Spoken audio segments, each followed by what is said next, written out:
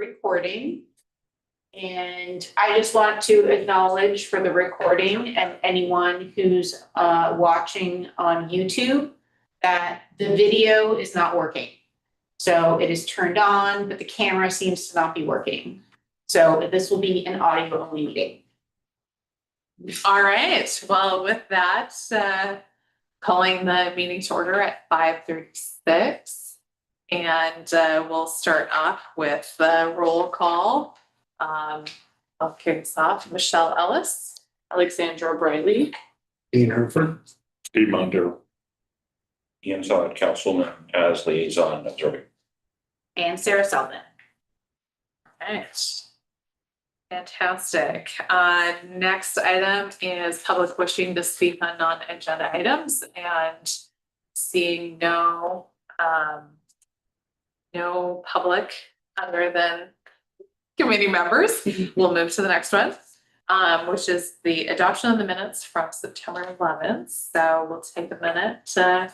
Yeah, so those just got finished up and so yeah. If everybody has the Response. copy. Yep. Okay.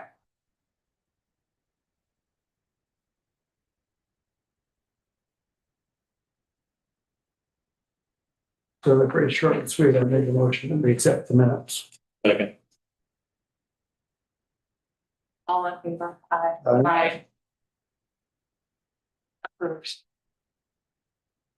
All right. So to the meat of the conversation, the urban renewal grant. And I know, Sarah, you sent out some documents yesterday, the document yesterday. Yes, indeed. Right. So at the last PDAC meeting, we went over some sort of the staff report for the city council meeting that was going to be happening the next week to provide some direction on revisions to the urban renewal grant program. So the council, the urban renewal board, met and they provided some feedback, which I sent out to the group with an earlier scheduling email, kind of highlighted with each of the different grant questions that we raised with the board. So based on the feedback from the board, Nate and I worked on some revisions. So that's what I sent out yesterday, which is the document that says City of Fairview Urban Renewal Agency Tenant Improvement Matching Grant Program. So today, just wanted to take an opportunity to go through this information and get feedback from EDAC. I do also have a draft online application form that I'll share with you. And so as I said in my email, we have kind of split it into two separate sets of program guidelines, and there'll be two separate application forms, one specific to tenant improvements, and the other would be a general development grant. And that's one we didn't really talk about a whole lot with the board. And so we'll hopefully get a little bit more feedback at their meeting on the 15th. But right now it's kind of structured to be a little bit of a catch-all, but sort of focused more on helping to remove barriers to development or helping developers with some initial steps to get their project ready. But I think let's start with going over the tenant improvement grant, and I can kind of walk us through some of the information and changes in the program guidelines that were handed out. And then, we can go through and, raise questions, provide feedback that you'd like to share with the board. Our staff report is due next Wednesday. So this gives us time to actually incorporate EDAC's feedback in the staff report that we're passing along. And then I'll also be sharing that with the potential applicants, the interested businesses, and property owners who we've been keeping in contact with about the changes. So to keep us organized, are we gonna basically use this as our? Yes, yes, And we'll just go down group by group, exactly. as opposed to going this back to the other one, just Yes, exactly. Let's go through the one that I printed out for everybody. good. Okay, so in the about the program, this really just states that it's a tenant improvement grant program, and it talks about the program area. This was one topic where the board had a different opinion about what should be included in a program area than I think EDAC did. And they wanted to include the corridor commercial zoning district along Sandy Boulevard as well. So that is incorporated in here, and there will be a map to accompany this, but that's just not ready yet. So, then, I totally agree with that. I think that we might as well incorporate them. yeah, okay. Yeah, I think that's the only thing that really talked about the program area. So any other feedback on that? All right. I guess my only other feedback area is we're really talking about a corridor, Mhm. and now we're adding Sandy in over there. But let's just say we're missing something, somebody could always come in and apply, and you guys could at least take it under advisement in all probability. Is that true? So if somebody came in from an area that was not included, they would have to wait until the Urban Renewal Board amended the program guidelines. So that could happen in the future. But I really think if the focus is on commercial properties, this kind of captures the commercial properties in Fairview. So if you look at the map, basically the map of what it covers every stretch of commercial property or potentially commercial, property in Fairview. Like it basically covers like everything. There's nothing left out. I think the one Yeah, I think it's interesting thing, I'm just gonna pull something up here while we're in a meeting, is that the urban renewal area doesn't quite capture all of the commercial area. Okay, let's see. It's close. Close, yeah. One property owner did approach me with an interest in the grant program. And but it was for that strip mall that's next to the MLA Charter School on Halsey. And I remember this actually. I don't remember that. It stops basically at where Alex's is. Oh, okay. And so it doesn't, I don't think it includes the vehicle sales, like the three-wheeler sales building, and it doesn't include that strip mall. But it stopped at Alex's, that corner is in it, and then the rest of Halsey, and then the strip here, and Sandy. I mean, I think that we probably ought to, but just on the outside chance we miss something. Yeah. So it'd be basically they'd have to come to the agency and request Or suspicion. yeah. Mhm. So it's just not an impossibility. Yeah. Yeah. And it provides, but sorry, go ahead. Oh, a couple of those businesses have been empty for a while, that strip mall. I live right behind it. Mhm. Yeah, Yeah. I've been having a hard time with filling bar space. They did, but there was problems with like city. There's like a lot of police and stuff. A And lot of noise complaints. yeah. So, Mhm. yeah. So this shaded area shows the urban renewal area. So this program, again, because it's an urban renewal program, it would need to be in the urban renewal boundaries. So like Target wouldn't be eligible. And I mean, there are, in fact, oh, that's interesting. I kind of forgot where the boundary was here. The boundaries were really drawn to try and capture opportunities for future improvement, where we were going to be able to capture more assessed value from development on properties. So properties that were already developed were generally not included in the urban renewal boundary when they were drawn. So that does mean that some of these properties over here, like the credit union and these ground floor businesses here across from the post office, could not get a grant. Whereas the row houses on Village Street would be eligible.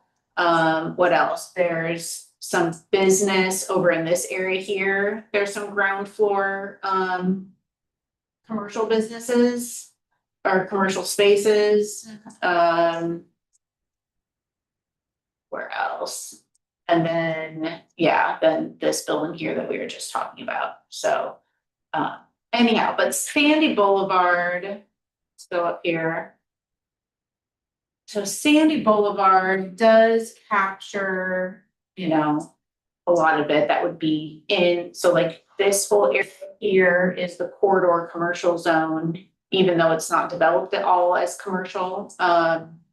That's was the zoning designated for the future.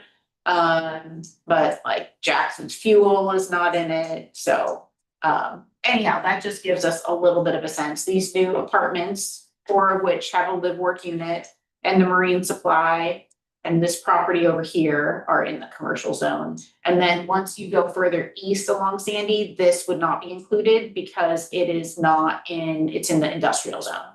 Can you jump north on 223rd as Roy's property? It's in the urban renewal, but it's not in the commercial zone, so it wouldn't be eligible. Yeah, so anyhow, so that was kind of the geographic direction. Okay. All right, so matching grant funds. We talked about this the last EDAC meeting. EDAC supported this idea of the match. The big change here, which is talked about in this section here, is the board provided direction to reduce the maximum grant down from $100,000 to $50,000 per project.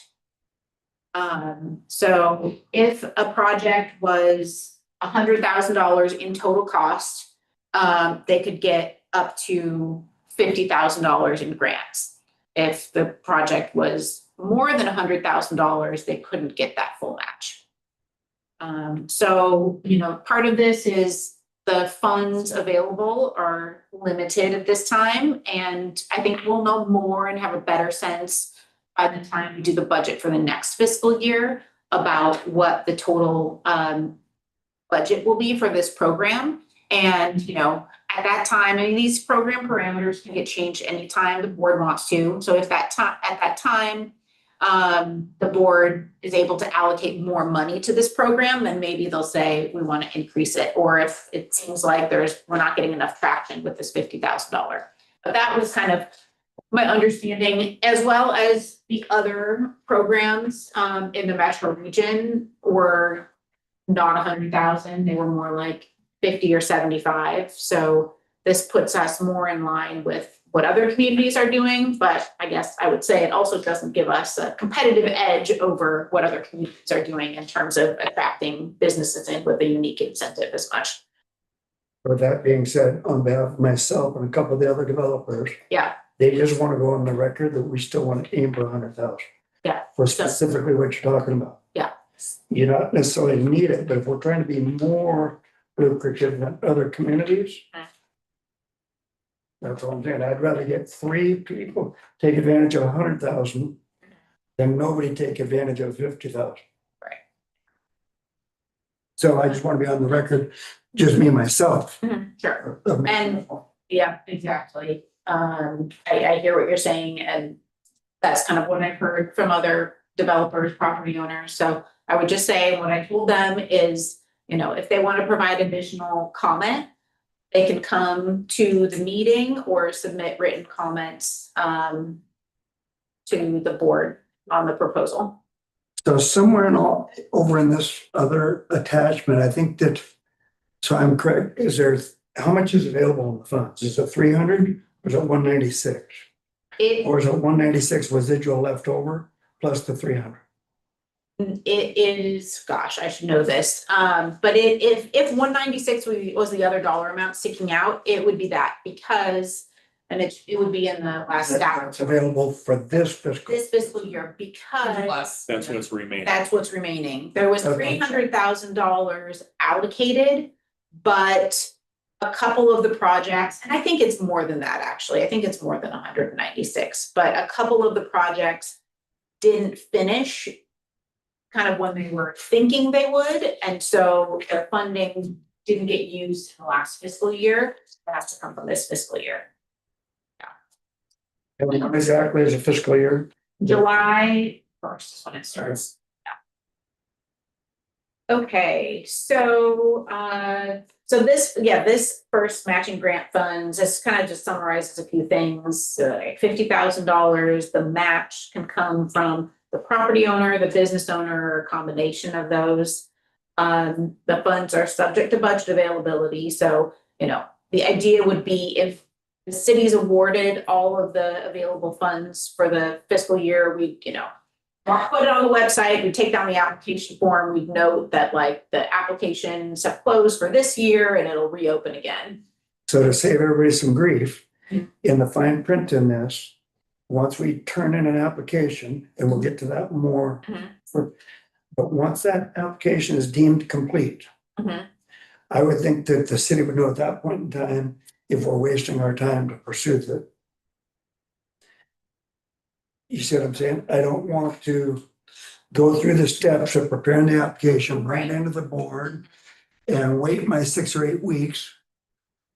At the end of the 6 or 8 weeks, I think I should be able to get the answer, Oh, absolutely, and in fact, a definitive answer that yay or nay. right, we'll go through the process, but the first step is a required meeting with staff. So at that time, we would tell them how much money is available. Okay. And if they, you know, of Just- course, if a bunch of people came in right at the same time, Right.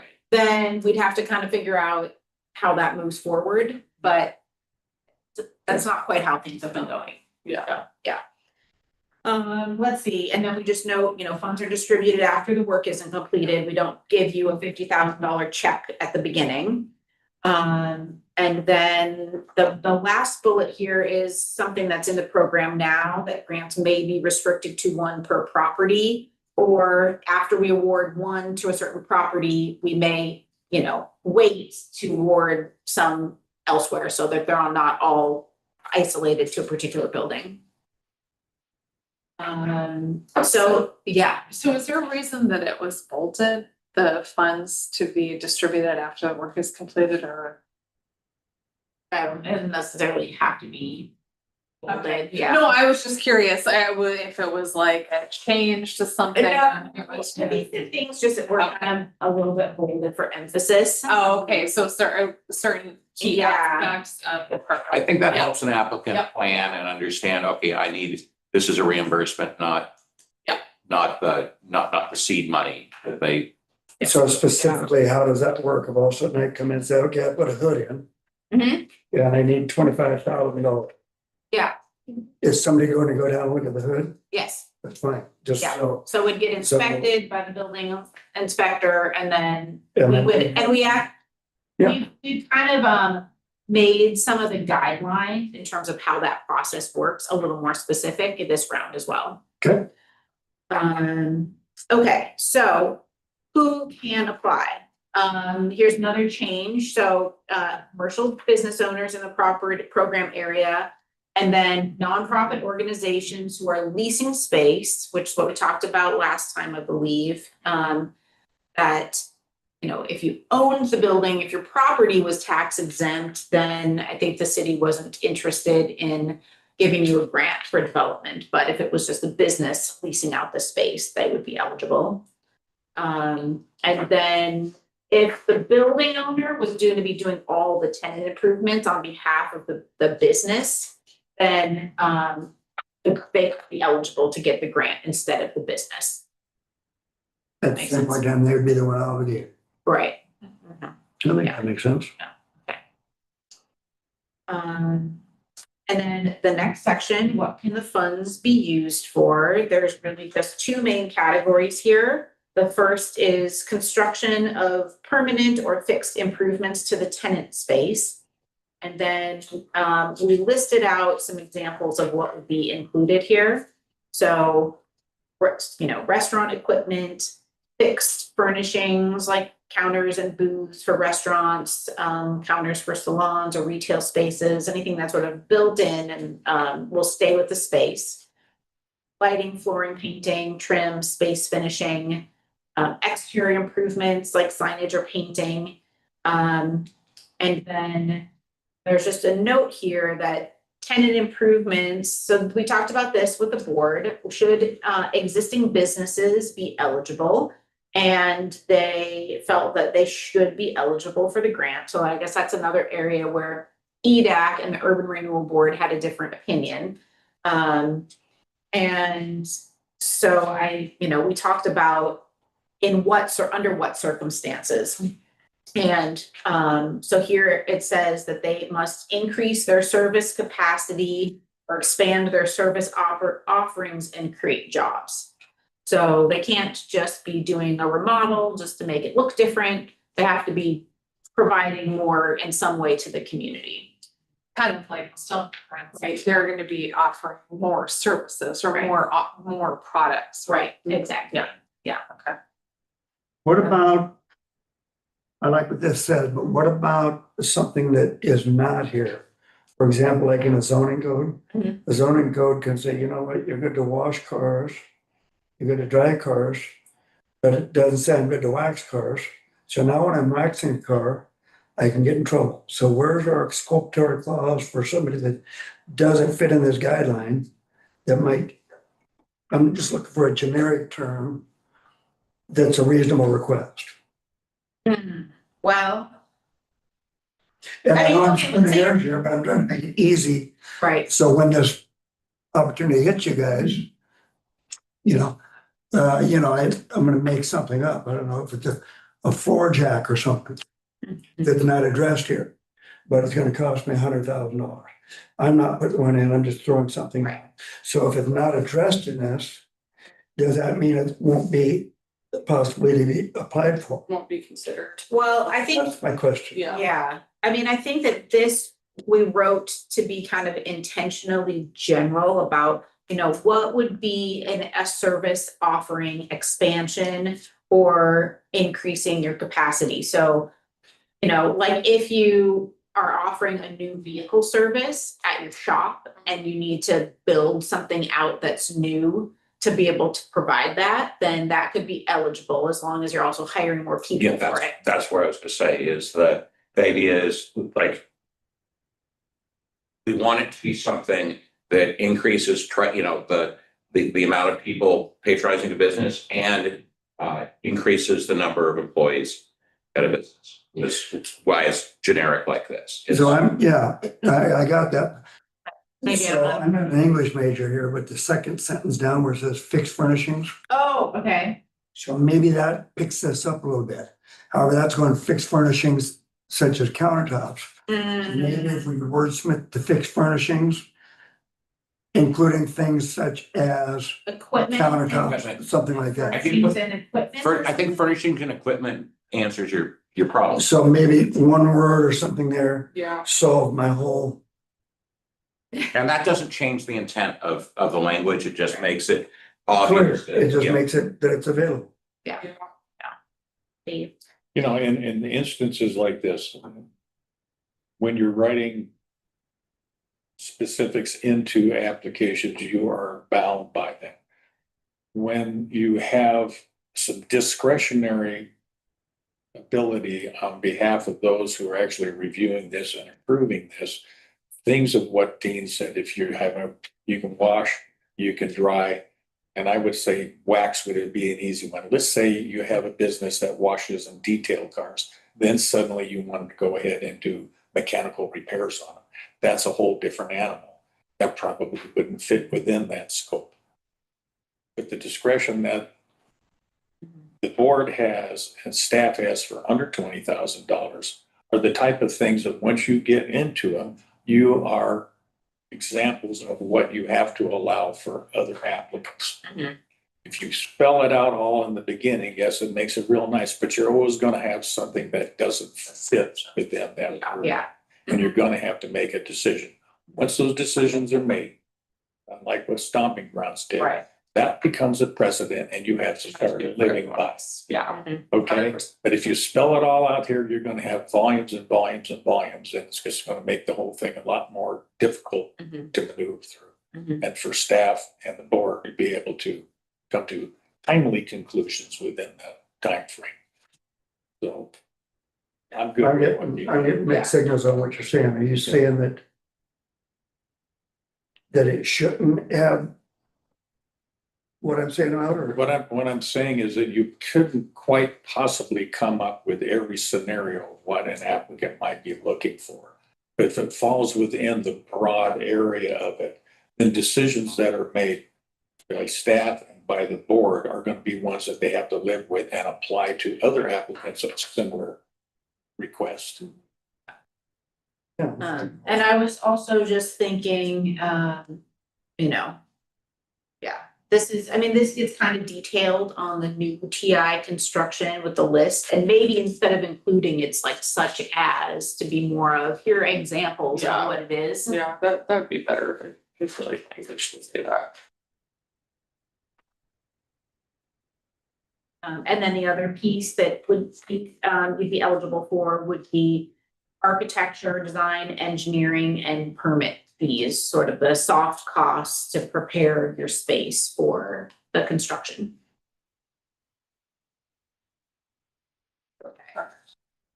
And then on the other side, what can funds not be used for? This is, I think, the same as we talked about DDAP supported at the last meeting. So non-permanent fixtures, well, actually, except for this piece. We talked about the basic space improvements. The board did want to still include the basic electrical, heating and cooling, and restaurant plumbing from what the grant would fund. So, but again, it's a match. They just wanted to make it explicit that that should be part of the landlord and business contribution. You know, with the idea that the grant should fund improvements that are tenant specific, not that should be basic. And even though this isn't very strict in terms of the landlord needing to pay for it, it does say these improvements should be covered by the landlord, just the expectation of the board. So, so that's one change. And then businesses, including minors during all hours, still not eligible, national chains. And then it opens up to locally owned chains with more than 10 locations would not be eligible instead of those with more than 5 locations. Just staying on that for a second. Mhm. And I'm splitting hairs here, but that's what we're trying to do, make sure this is a good program. Yeah. If I have 2,800 square feet, if I go to put an office in, I can put in a man and a woman's office and it's gonna cost me X. If I go to decide to put a restaurant in, I'm gonna put a man's restroom in, woman's restroom in, a kitchen in, a bar sink in, all that other stuff. So splitting hairs there, is that all gonna be the obligation of the landlord? All that plumbing. Mhm. So that's why, kind of to where Steve's coming from, sometimes when you identify this too clearly, then it becomes a problem, and sometimes you don't identify it clear enough. But I just wanna throw it out there. Yeah. That's why I'm really an advocate of, if my budget's 300,000 and you guys are gonna max out at 50,000, as long as I hit these basic parameters, who's gonna be Inspector Clouseau checking if how I spent my money, as long as we know I spent my 300,000.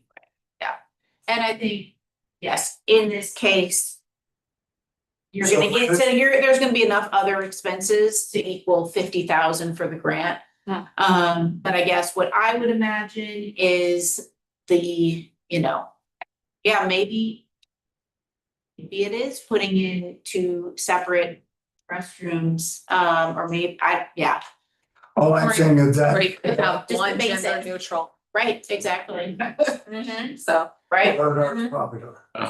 depends on how many people you need to serve. how Right. many- Mhm. Yeah, I guess, but, Exactly. Yep. right, yeah, So Todd, Oh, sorry. Mhm. So I was saying the goal of the board when we were looking at this was looking at the previous applicants we've had and so forth, and there being a frustration that it basically the grant was going to pay for all the improvements, including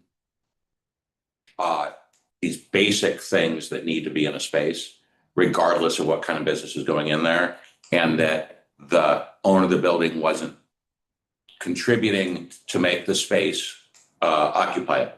And so the idea of the matching thing and this was that the grant is really going to the things that business needs, and that the owner of the building was putting the money in for the things that have to be in there for anything to be in there.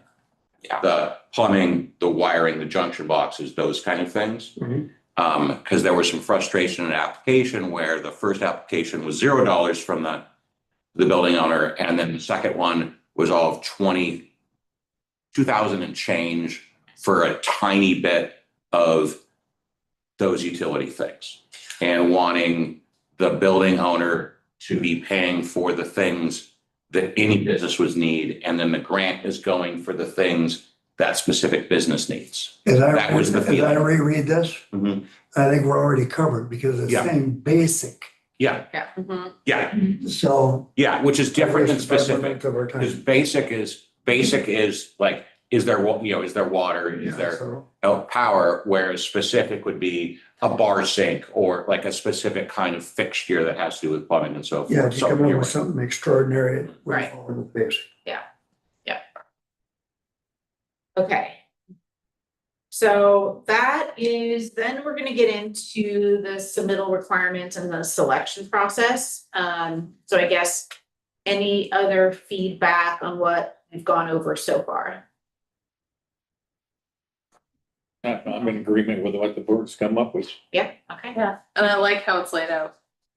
I mean, you can find your bucket that you're curious about Yeah. pretty easily. Yeah, okay, great. All right, so this next piece is kind of instructions on how to get your grant and then what happens once you're awarded the grant. Application submittal requirements. First step is interested parties should contact the city and arrange a staff consultation.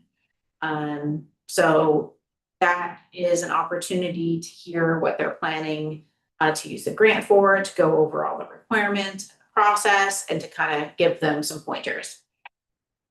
And then once the consultation's been completed, and if staff says, yes, your project would be eligible and it's in an eligible location, then they would complete this online application form. So I'll just pull that up. So right now, our application form is just really not user friendly. And so this would allow people to just fill something out and submit it online instead of having to like write it in, type it in, email, scan it, all of that. And to like save their progress and come back to it later. So activity that they're applying for, these are just kind of the two main buckets. This is just basic information, contact information and such.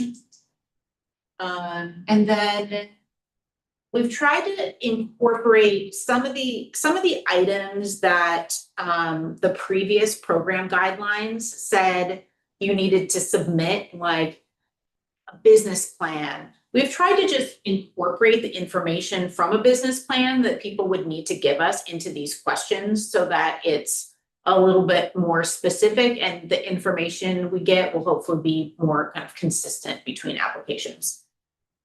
So describe your business or organization activity, description of the history of your business or organization, operating hours for your business every day of the week, where your target customers or constituents. And we made this, this is intended to capture the potential for a nonprofit organization that's not a business. What makes the business or organization unique? What's the biggest challenge the business or organization will face in the coming year? what are the skills and experience of key personnel at the business location? How would the grant help you complete this project? So do they have funds for the project without the grant, but they would just prefer to use them for other expenses? But they do a smaller version of the project, scale back their improvements, but a grant would help them complete the full project. Or it would just not be feasible without the grant. Then they would describe their project, give us a timeline. Describe how it improves the urban renewal area and provides value to the community. And then provide a breakdown of the project costs. So, So I want to interrupt right there. Yeah. Bullet point number 3 on our paperwork. Hmm. A project cost breakdown. hmm, I totally agree with that, and I have no problem using the word detailed. Mhm. However, when you're looking for contractor estimates, that's hard to go get Walcott and all these guys to give me a contractor estimate Mhm. when I haven't even designed it yet. Because I haven't hired my architect yet, because I have my business in motion yet. Mhm. So it's gonna be hard for me to pin somebody's wasting their time to do these contractor estimates if I don't have the building engineer to design yet. Hmm. Just my input. yeah. And no, I hear what you're saying, and. So I think that we could did- just be cleaned up by just a detailed breakdown. Because at the end of the day, you guys are gonna look at it and say, that makes sense, I want more information. Because at some point in time, you guys are gonna have to tell the applicant if the application is deemed complete. Just because I hand it in on a Tuesday, I can't assume that you guys are happy with it. I'm assuming you guys are gonna look at it and say, no, we want more detailed information. Mhm. Yeah, and I guess what some of the other applicants have done so far, because I get what you're saying, if you really are starting from a completely vacant space, you don't know where you're gonna put everything, like, you don't know what it should look like, it would be hard to kind of come up with those estimates. But I think the issues that what other applicants have done is they've gotten kind of like a general contractor to at least give them a rough estimate of what it's gonna cost, because we need to know that the amount of the total project cost and then the amount that the city grant would cover is gonna be realistic. Right. So that they don't- This is saying supporting contractor estimates. So that Mhm. means I gotta go to Walcott. I gotta go to my heating guy. Mhm. So I'm just asking that maybe we can edit that so it doesn't say all this. You're just saying yourself that you have to have a pretty detailed estimate. But it's not saying that Walcott and all these people have to give me an estimate. Breakdown, including a project estimate, a contractor estimate. We're gonna assume that a general contractor is on board. So I would think that that general contractor is gonna have to give you a pretty good estimate of what the Mhm. budget is. But that general contractor, he hasn't got the job yet from the new poodle shop or whatever. Mhm. So he's not gonna go beat all his subs to get all these estimates to come in and do this application. So I'm So splitting hairs including- here again. Including estimates. A I'm deal, just saying, I don't think it should have to include the estimates. I'm saying. but they need to be realistic. That's, I guess General that's my, contractor right? trying to get the job is gonna try to give you the most realistic number he can. Yeah, and I guess I consider. I get what, Yeah. yeah. Okay. You know, I'm not gonna underdo it and then come back to you, Michelle, and say, oh. I was down by 125,000. But I wouldn't, Come in yeah, with my budget covered. At the same point, then, I don't wanna go put all my subs through the misery of a detailed estimate when I haven't even designed it yet. yeah. Well, I would consider your general contractor estimate to be a supporting contractor estimate for the project. And that general contractor is gonna sort of have an idea of what the subs it's gonna cost, maybe. A general contract, I agree, it's gonna have plumbing, it's gonna have HVAC, it's gonna have it all detailed out. I'm just making the argument that I don't think I wanna go have Walcott, Yeah. Honky, or everybody else hand me a supporting document to hand to you. We would need those just before, When you're paying a bill, I would think you'd wanna look at those guys' bill and say, hey, once they get, so what other cities have done, at least some of them, is they say, we need like one cost estimate for the grant application and the grant award. And then this is something that we need to check on. Some other cities have said, we need 3 estimates for every contractor because, you know, to make sure that you're, you know, getting a fair deal. Right. And that would need to be provided before the project starts. So my only So that's my question. So my only input on that is, let's say you're a general contractor here in the neighborhood and you know every subcontractor. And I know this guy over here is gonna do a great job. And he might be 7% more. But me as a general contractor, I'll pay the 7% more and get a better job than going for the low ball. Mhm. Yeah, right. So it's back to the reputation. Why is Michelle gonna hire me as a general contractor to go out and build an inferior product for? You know, she's only gonna be hiring me if I'm gonna do a good job. So, and that's what we've done so far. I think we just want to double check with our, you know, procurement, legal counsel and stuff on that since it's public funds. But yes, I totally understand what you're saying. I mean, we're talking a lot about this, but I just don't want whatever happens next week when they approve it. Mhm. I'll probably be a little frustrated when nothing's changed. And all of a sudden, somebody goes through this process and it creates a headache for somebody that you've been part of headaches in my life. We've all been part of these type of headaches. Mhm. Yeah. And I can't expect somebody to give me a good accurate estimate when I haven't even designed it yet. Yeah. Well, do you think saying a project cost breakdown along with, or a project cost breakdown and a project cost estimate? Or a professional project cost breakdown or something like that, I'm fine with. That's a good question. That might help clarify things. And looking back through the intent here of the board, when they say having 2 separate grant categories. One to improve vacant commercial spaces for business, tenant improvement. As opposed to one that would work that advances new development projects and support the goals. If you happen to have an architect do a whole thing, it's not really necessary to have a great deal of design work if you're just trying to improve an existing space like our existing vacant commercial. As opposed to building a new building and having come up with a new design. I think we're kind of trying to incorporate into the tenant improvement part another component that's not within the scope of tenant improvement necessarily.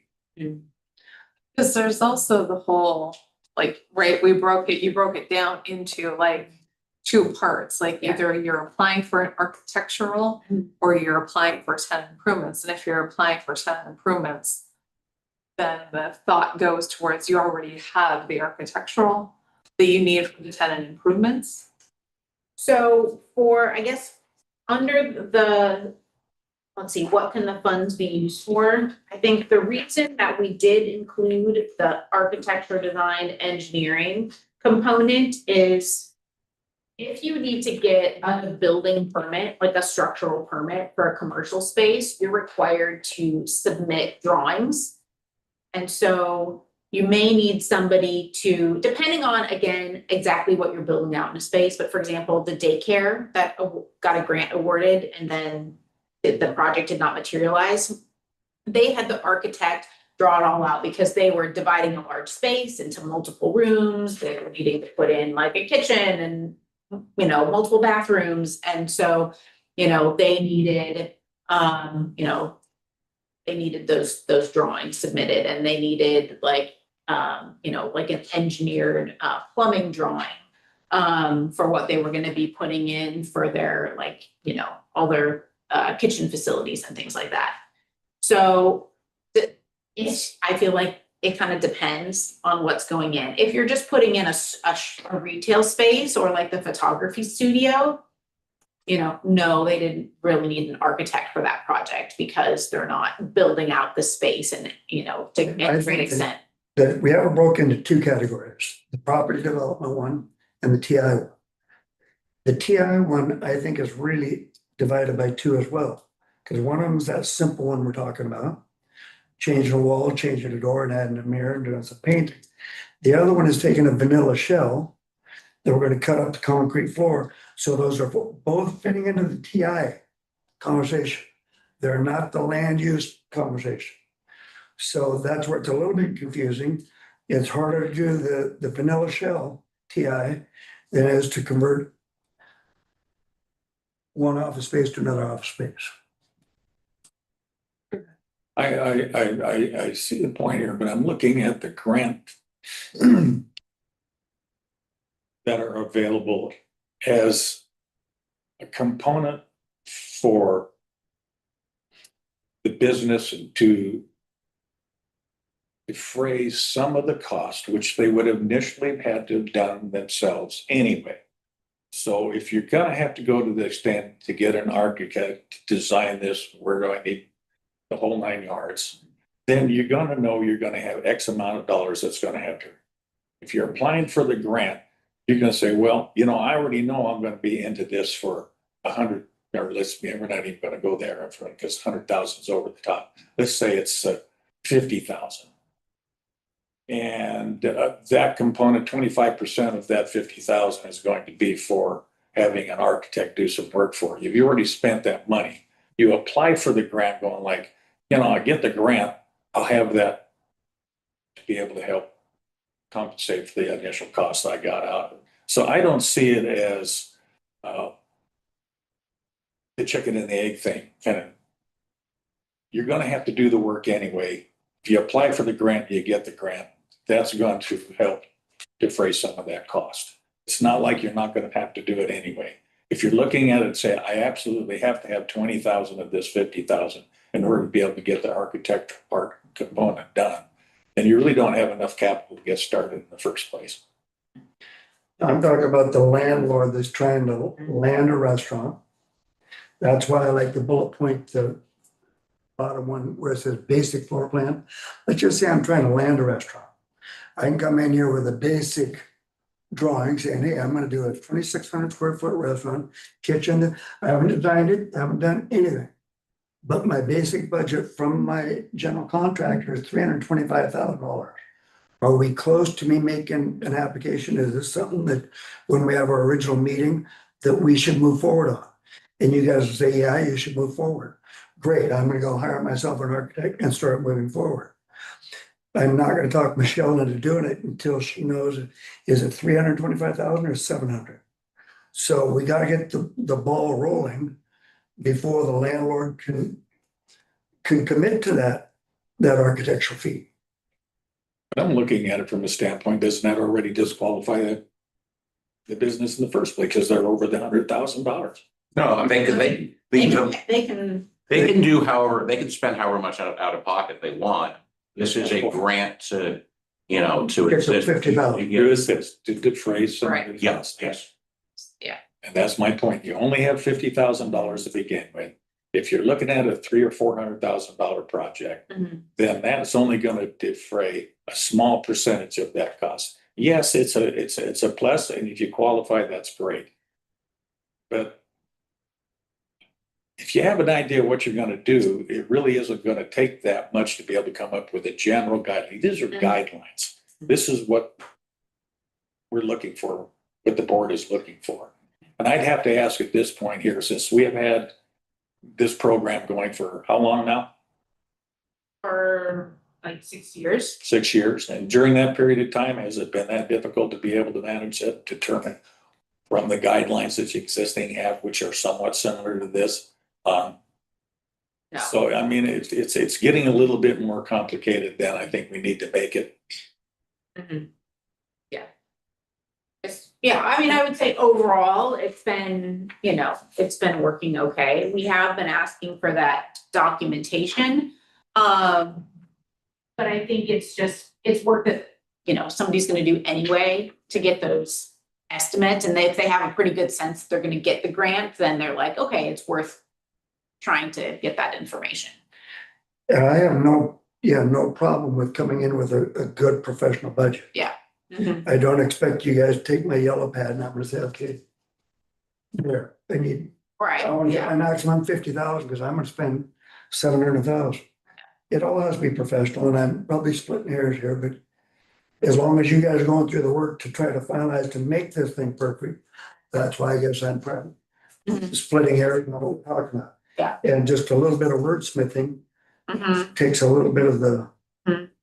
I mean, I love, like I said, the second to the end, that basic floor plan ideas. Come and go with the basic floor plan. You guys are gonna say, yeah, we're gung ho to give you 50,000 as long as you're still, if you're gonna be somewhere in the neighborhood of 325,000, you just said you're gonna spend. Now, when I come back in to finalize my proposal or whatever, and it's $72,000 and I shouldn't get my 50,000. Right. It's Right. contingent upon being close to that application number that I put on my application. Yeah. Yeah, that'd be a good thing to add to the notes that based on final project costs, Yeah, it's got to be somewhere close to on final estimates or something. the budget I gave you day one, unless there's some notorious change. My son's getting home, so I need to run home, but. Well, and I also realized we've made it through 1 page in an hour, Yeah. or 2 pages in an hour, and we've got five more. to And go. the rest of this is a pretty, it's just more like how the existing process is Procedural. working. Here, when Ian's here, I got to jump forward to one that does irritate me a little bit. Okay. Just because I'm a general contractor, nobody in here does anything for free. Do you? So now I'm a general Well, I have a contractor. city council. Yeah, we do a lot of shit. That's for your employer. Yeah, See, yeah, for me as a general contractor, I have to carry a bond, I have to do my license, I have to do my stuff. So now I'm being penalized. So I don't get compensated my 10% or 12% to do this $300,000 build up. So now I'm motivated to hire somebody and inflate my cost so I can, it just seems a little, as long as it's being done by a professional, as long as it's within a parameter of a budget, why do you guys care if I did it or if I hire Joe Blow contractor down the street? That seemed like a penalty to me, the local developer.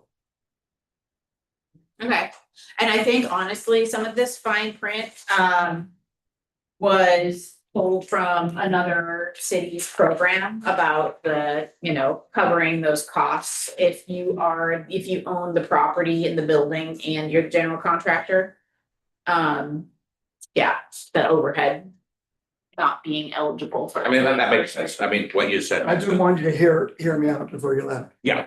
I'm probably not gonna do anything, but I'm arguing on behalf of some contractor that may want to, Yeah. and may not. But Well, I appreciate the effort of going through this. It is important to get other eyes on this and the detail and other people's experience with why we have this. Yep. Have a good evening. Thank you. You might know that. Thank you. You're amusing. So do you, Michelle, I'll shut up. We can move quickly through this. No, I think Sarah just said there's not necessarily. Yeah, well, a lot some more of this, stuff. okay, so I think we kind of worked out, I'm just gonna run through the rest of this program, and here's not too much, so project costs. Yeah, this is just provides more detail and we're asking for if the landlord or the business will pay for it or the grant. And then there's what other funds will be used to pay for the project. And then here you would upload files. So this one, I think we want to still make a little more specific, the information demonstrating the applicant has the financial capacity for the proposed project, if they say that they're gonna contribute 50,000, do they actually have $50,000? Photographs of the space, any floor plan, rough floor plan. The current application requires the property owner to sign off, so. we're just having that as a separate upload, a separate attachment, since it's the grant application is online. And then we would also be having them sign off saying whatever amount they're supposed to contribute to the project, that they will do that. Yeah, so we'll refine this wording here for the estimates, for the, just like a professional cost estimate. And then in the guidelines, we have been getting lease agreements, with the applications, but we want to note that at the application time, if they just have a letter of intent, that's okay. But they need to have the lease executed before we sign the grant agreement and start reimbursing them for project costs. All right, and then they just sign off on it and they can tell us how they heard about the program. So, yeah. And all conversation is good conversation, so. And you know what, that's Keep what I the like about our comments committee, coming whether we from the- like it or not, I think it's worth Yeah. getting everybody's point of view. Yeah. I just know from a meeting, time frame management perspective, sometimes I have to do a bit of a time check. to Yeah. Just remind us where we're at. Yeah. So. Exactly. Okay, this next section in the guidelines just talks about the selection process, and this is basically how it works now and information that we explained to the applicants, but it wasn't quite written out as clearly as it is here. So we've broken it down into if it's over 20,000 and it needs to get reviewed by the Urban Renewal Board versus if it's under and it's just staff. And then we just are making sure to let people know that you have to deem their application complete 2 weeks before the Urban Renewal Board meeting, because we need a week to prepare a staff report and then it has to get turned in. So I And want I- to reiterate what you just said. That's exactly what I like to hear. I think that the staff or whoever it is here, at some point in time, once they've reviewed a person's application, you have to let them know that that application now been deemed complete. And it has to be done, like you said, the 2 weeks ahead of time. So now at least I know that I did it 2.5 weeks ahead of time. I know that I did my part. Now I know that the hot potatoes in your pocket, you got to get it to them. And from that point in time on, once it's gone to them, then what is it, 6 to 8 weeks after they got it? No, this is just to approve the project. It's in total from when we have a staff consultation meeting to the council approving it is 6 to 8 weeks. And that's an estimate based on how long it will take for the applicant to actually put together their application and submit it. Sometimes there's more back and forth. Sometimes it takes a while for people to like put together their project. So So- again, it's just an estimate, but once we have a completed application in hand, it should only be about 2 weeks until the decision is made by the Urban Renewal Board, which we've So done. here's my input on that. I like that better. Rather than saying 6 to 8 weeks, because what if it takes me 6 weeks to get it to you? Right? Then all of a sudden I'm saying, hey, you told me 6 to 8 weeks. I think that there should be something in here from once the application is deemed complete, Yeah, we are deserving of an answer within 4 weeks, double your 2 weeks. So you're not having to, And I was gonna say, what I like about this is right off the bat, it tells you, Mhm. this is the approximate time frame. If it, I don't know if you want to say Mhm. like if it goes timely, but one of the things that jumped out at me as you're looking at the, 2 buckets, it's like, okay, this one's gonna take this much, this one's gonna Right. take this much. So you kind of have a general idea in your head of generally how long. Right, Granted, if it takes you 6 to 8 weeks to do the first step, it's not gonna take. Not gonna happen. Timely manner, right? toning it down yeah, from the date of the application being deemed complete, put the number there. yeah, And I don't care what that number is, right. but that should be the deadline date. Yeah, so we can just say, I could just add another line that's to the top, it says, Should take about 6 to 8 weeks. And then say, once the application is deemed complete, decision, Shall be rendered within. within, 4 weeks if we're gonna extend it to capture the potential that it doesn't get on. See, and that's fair, but at least that gives the contractor and the tenant their guaranteed time. Okay. Okay, good. Okay, so that's just kind of like about the process. And then once the grant award happens from the council, then we sign the grant agreement. And if there are remaining steps the applicant needs to go through before we can do that grant agreement, for example, if they need to get some additional, if they need to get their signed lease executed, for example, if they only have an LOI, it might take a little longer. But if they have all their estimates turned in, if they have like that level of detail and they have an executed lease, but with the Crescent Studios, we executed that grant agreement the same week that the council awarded it. So it can happen quickly. And then they can start working.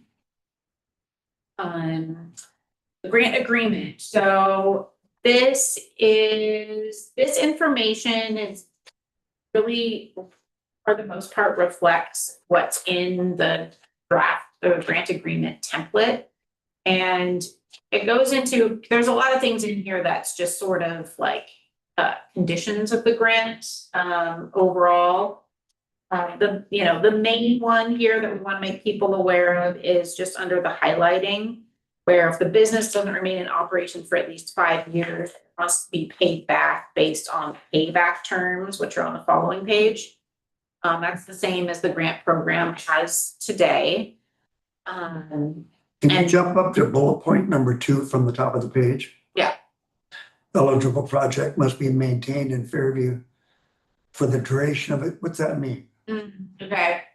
Now you're the second person who asked a question. What does that mean? So that tells me that we need to clarify that one. That just means like, let's say the urban renewal grant bought a stove for a restaurant. And it still worked fine, but they decided they wanted like a new model that did something different.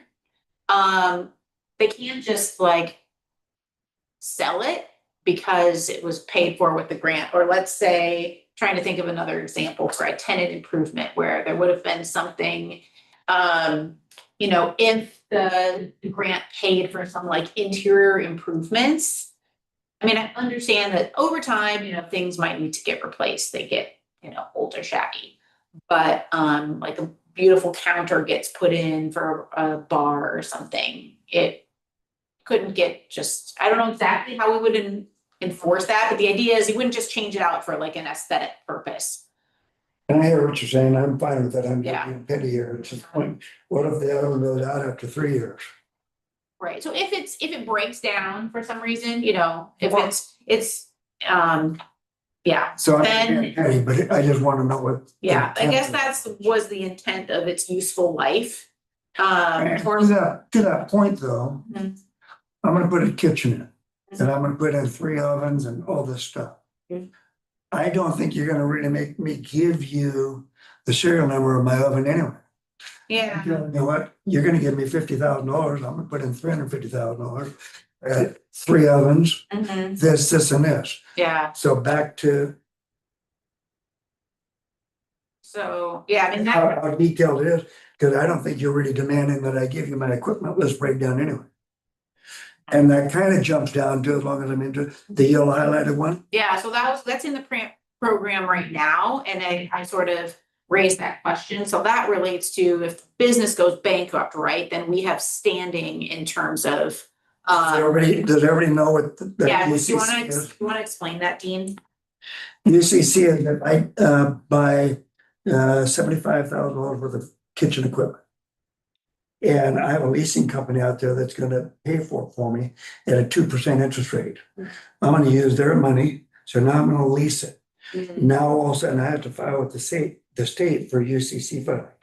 So her point is I've just done all this, and now all of a sudden I take my oven and head to Mexico.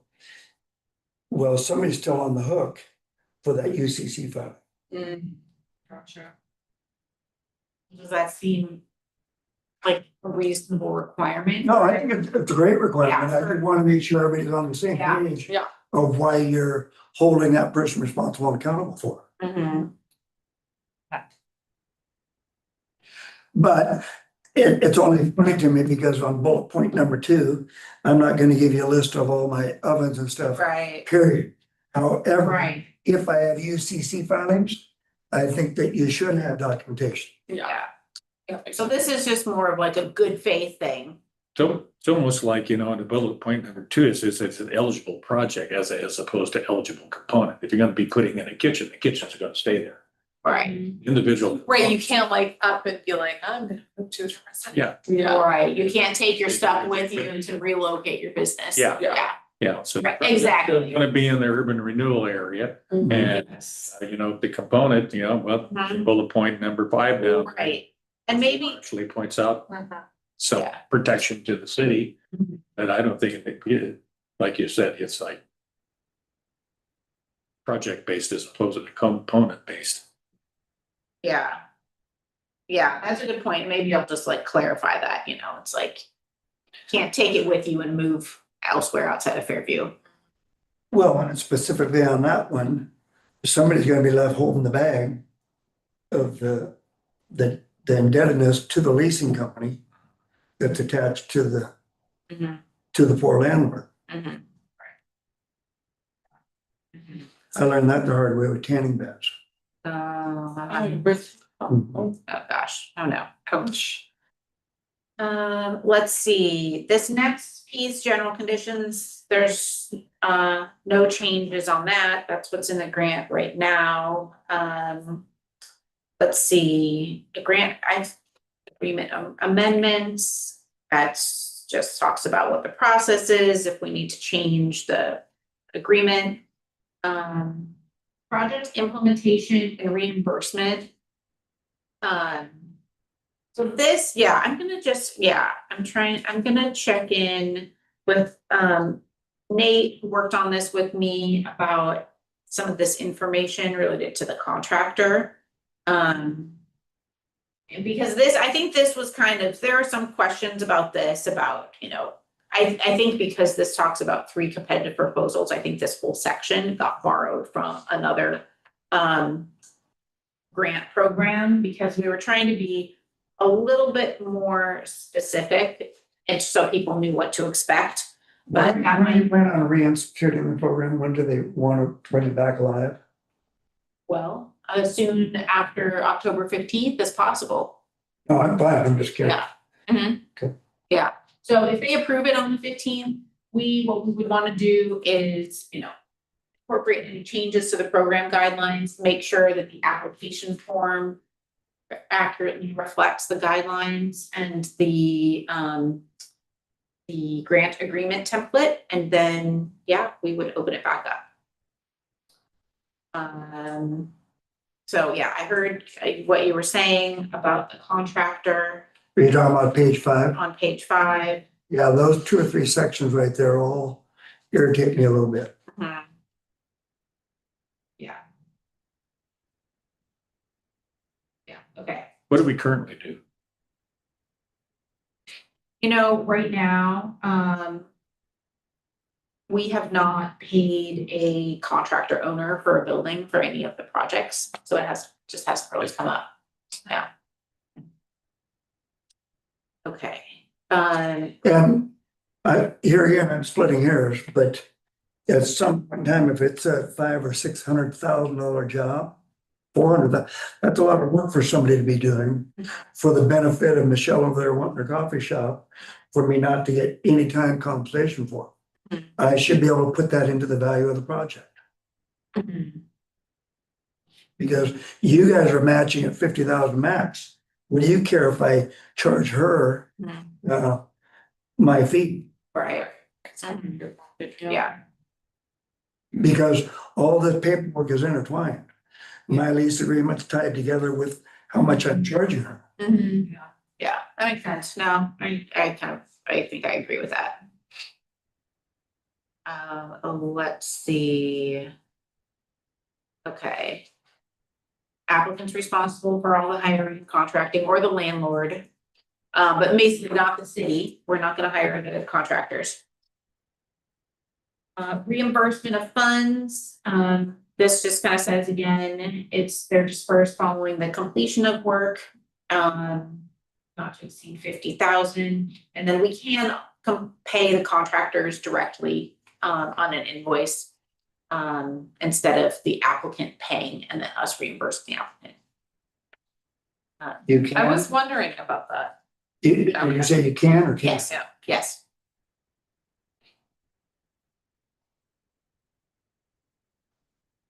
I'm just throwing it out there. On the lien and all that other stuff, did you clear me off of it? I'm just curious on why it'd be better for you to pay the contractor direct rather than the general contractor, not me, the landlord, but whoever the general contractor of the project is. Well, So relieve yourself of being in. Now something goes wrong on the contract, now you're part of the person in the court on the dispute. Mhm. I'm just saying, I think it's in the city's best interest to pay the general contractor that has the agreement. mhm. Well, and I think there have been cases where we've paid where there hasn't really been a general contractor. Yeah. And we've just paid, for example, Lolo's got a grant, for the sign, and I think we paid the sign company directly. And I think we also paid, I guess we paid like a mechanical contractor directly for the restaurant. The Thai restaurant. But that's kind of an interesting point about the legal issue. That's my point. Wouldn't it be best to run that by council? Actually find out how much the liability the city would be Yeah. in those particular instances. Right, yeah. I'll check with our city attorney on that. I know they've okayed the template grant agreement where it says that we can pay contractors directly. But I'll just check in with them about that again.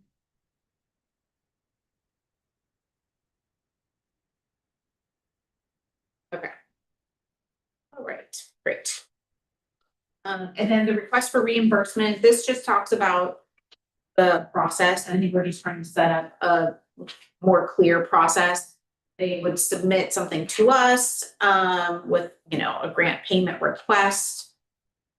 Describes the work that's been completed, a W-9 form, and then any statements showing that the invoice, has been paid, if we're reimbursing, and evidence that the work's been done.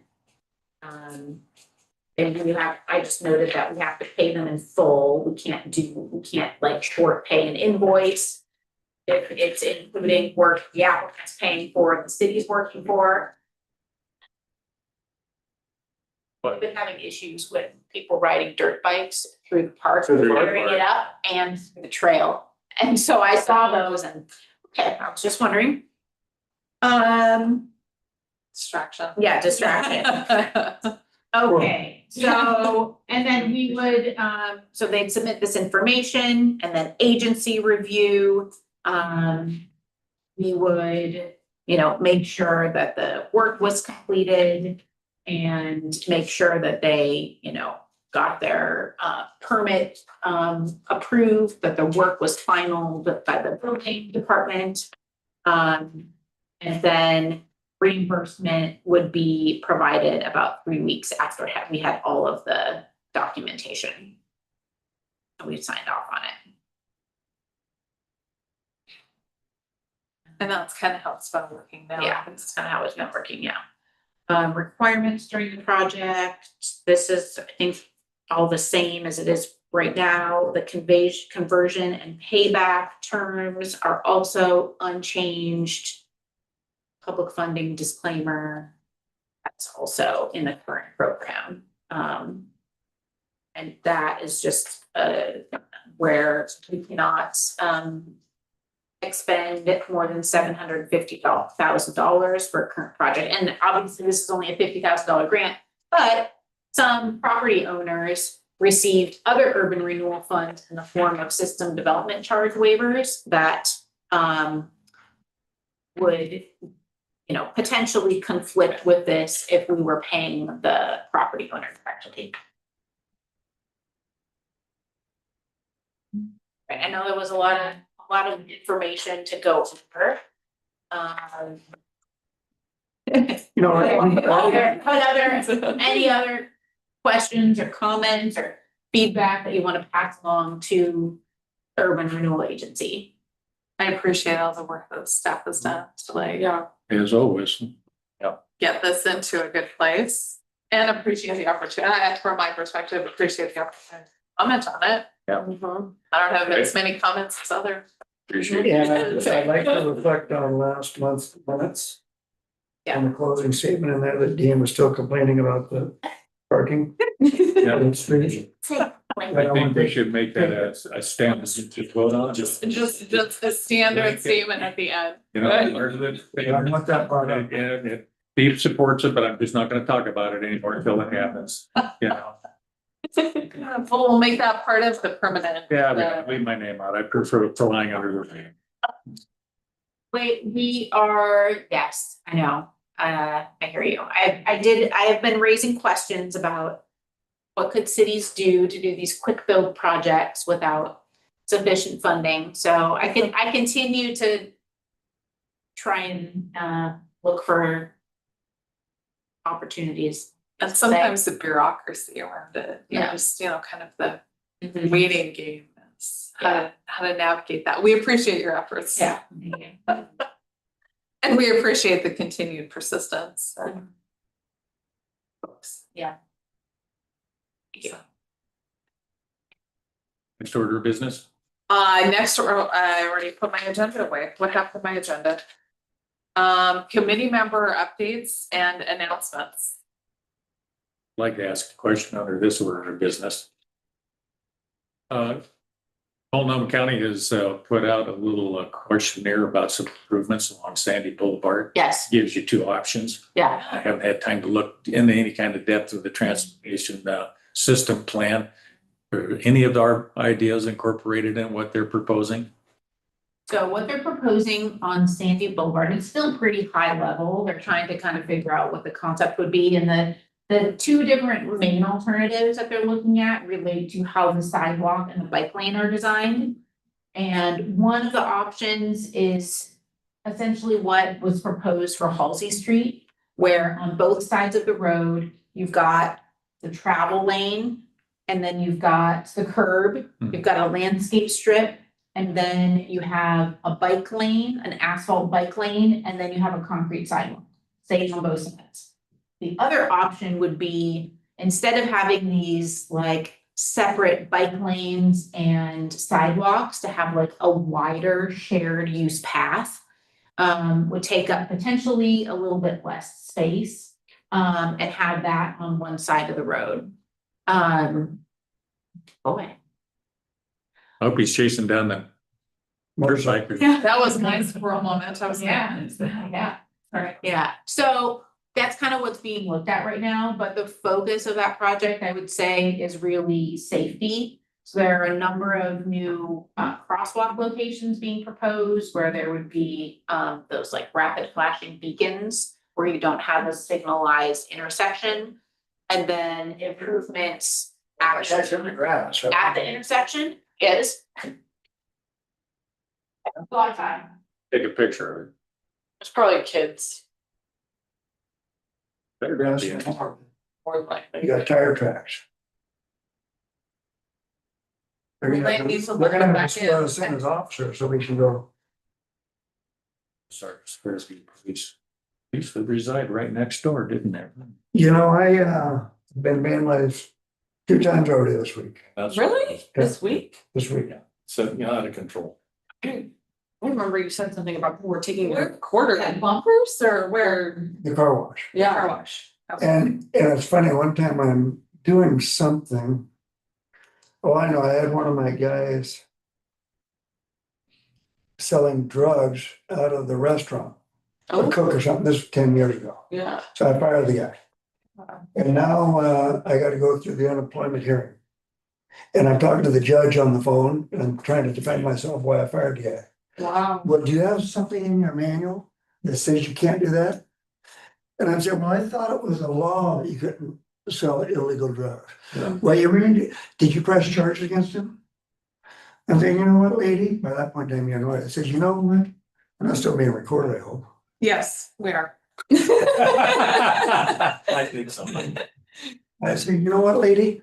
We got 65 cards here from all the stuff that happened. Yeah. I don't know if I actually called that one in or not. Well, so, sorry, I'm just watching to make sure. Oh, Sarah can get my pen. Okay. She has a car. And You got you took your Right. other phone. Okay. And I haven't found it on that. There's a little red and white. Well, this is gonna be a real interesting meeting recording. Yes, especially for the part that we missed. Yeah. Were we still on? Sorry about that. It's okay. I was trying to, If I was younger, I'd go chase him down. yeah. Okay, That's an entertaining meeting. Yeah. all right, so we were talking about Stand. Sandy and, yeah. So my question was, did we have any input on that? Is there anything that we had done in the past that actually has a guideline? Are they even consistent what we're shooting for? It's Yeah. not like we're doing something similar to the Halsey. Yeah, Yeah. yes, so I think it's definitely similar to, what we've kind of been thinking about for Halsey Street. Not necessarily, the one thing that's not really being incorporated right now is adding more on-street parking. And there, but on Sandy, but there's not really, there's one place on Sandy where there's some on-street parking along Fairview Terrace. Yeah. But otherwise, there's just not currently a lot of locations where you've got that commercial business along the street. And there are some constraints, some right-of-way constraints in certain locations. So I guess that would be, the major difference. Yeah, my preference would be is if we're gonna move toward getting input into the Multnomah County, that it would be what we have addressed from the city's perspective. So it is after all in our city limits. Yeah, absolutely. But that particular project is all county type stuff, so they're just doing the thing, right? Well, so is Halsey, and that Right, was. Place Halsey, We're gonna it's get pertinent Halsey to our first. group and our economic development, where I'm much more passionate. If they get parking down there before we do. Mhm. I'm gonna try and make it clean. The meeting. That would. Right. Not totally. Yeah, So, yes, I 100%, I've been through. But real quickly, Okay, on oh, board, sorry. anything going on with crosswalks? Cause that's probably still part of the on-street parking plan and everything else. It's all tied together. not We right don't need to now. Talk about it, but just Yeah. so we're on the record that we're still worried about it. Yeah. No updates. Just because the other day I'm watching a woman and her daughter run across the street in cars and everything. It's chaos over there. Yeah, no, I agree. Get to the apartment Yeah. complex. All right, and any other? Okay, otherwise, we have 1 minute to determine our next meeting date. Okay. Suggestions from staff on when our next meeting might be. Look at the, I'm gonna look at the schedule here, so I guess I would say, assuming the council, adopts the program revisions generally as proposed, I would say, I don't think we need to meet in October. Technically, we're doing that right now. Yeah, that's right. That's right, all right. Weird, yeah. Sorry, in my mind, We're not I'm in thinking- October I'm yet. thinking Planning commission. Okay, November. All right, so are we gonna meet the second Thursday in November would be November the 13th? So. For me. Yeah, does that sound good? Yeah. Okay, sounds great. All right. So, Okay. And if there's no there's no updates on things, I will let you know. Okay. Yes, please do. Okay. If there's, yeah. And Yeah, so we we'll can always we'll look at- tentatively set that and then, yeah, if there's no. If there's, new if it's not business- gonna be productive, Right. we can. Any updates on new members? Kim or anything? No. Did David ever put an application in? Mhm. And then our next, and coming up in our next round of city hiring is going to be our recruitment for our economic development specialist. Oh, Yeah, so we've fantastic. been working Okay. on a lot of hiring and that's the next batch. Fantastic. Sweet. Yeah. All right, Mhm. thank you. All right, with Motion to that, adjourn? Make a motion. A second.